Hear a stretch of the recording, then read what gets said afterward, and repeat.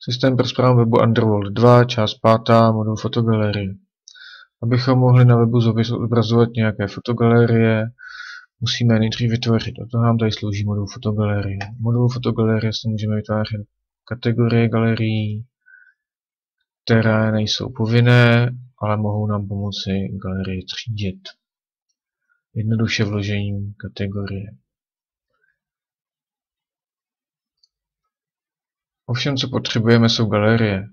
Galerie vytvoříme vložením galerie, kterou můžeme zařadit do nějaké kategorie, což není povinné.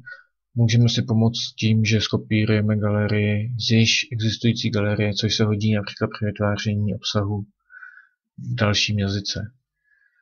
Nutné je vytvořit nějaký název, takže galerie 2 například. Můžeme vytvořit nějaký popis. Potom musíme vytvořit náhled pro galerii, a to tak, že z archivu souboru vybereme příslušný obrázek, dáme uložit. Galerie 2 je vytvořená, ale ještě nemá žádnou fotografii. Jak vložíme fotografii do galerie? Klikneme na tlačítko fotky, přetažením vložíme fotografie.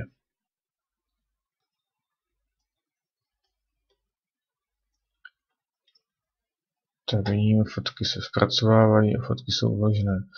Fotografie můžeme dále editovat v detailním zobrazení, kde můžeme přidávat popis autora, název, můžeme fotografie označit a následně například smazat tím, že to uložím. Vidíte, že mám aktuálně 5 fotografií v galerii 2. Samozřejmě fotky můžeme dál přidávat, další fotografie můžeme dál třídit, například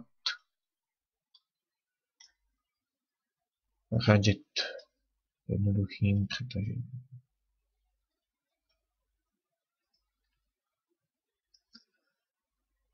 A samozřejmě uložení. Pro fotogalerie platí také možnost změnit pořadí, opět jednoduchým přetažením. Tak galerii máme vytvořenou a teď co s ní týkají, musíme někam vyvěsit, to znamená vyvěsit ji na stránku. Takže jdeme do struktury webu, jdeme do menu a vytvoříme si stránku fotogalerie. Vložení stránky, stránka s obsahem, fotogalerie. Zařadit do menu webu, tak nějaký název, fotky, Bali například, to bude znamená fotografie z Bali. A v obsahu nastavení si nastavíme parametry. Můžeme buď nechat prázdné a zobrazovat na stránce všechny galerie, které vytvoříme v modulu fotogalerie, nebo můžeme konkrétní galerie přiřadit, případně konkrétní galerie, může jich víc přiřadit ke stránce. Nastavujeme, kolik fotografií se má na jedné stránce zobrazit, případně kolik fotogalerií se má zobrazit na stránku. Uložit. Pokračovat v editaci.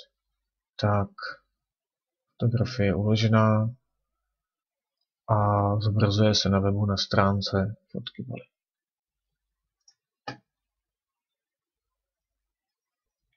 Vytvořené fotogalerie nemusíme připojovat pouze ke stránce typu fotogalerie, ale také ke stránce typu fotogalerie kategorie.